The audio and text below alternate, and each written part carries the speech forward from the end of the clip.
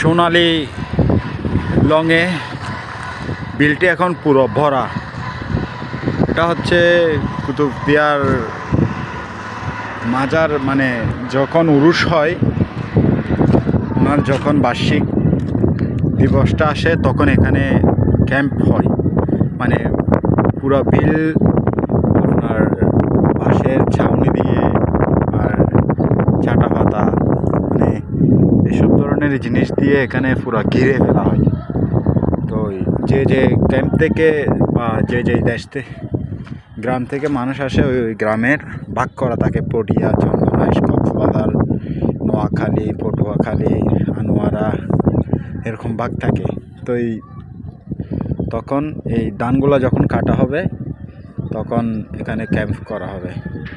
ধান কাটার সময় হয়ে গেছে, আর উরুষও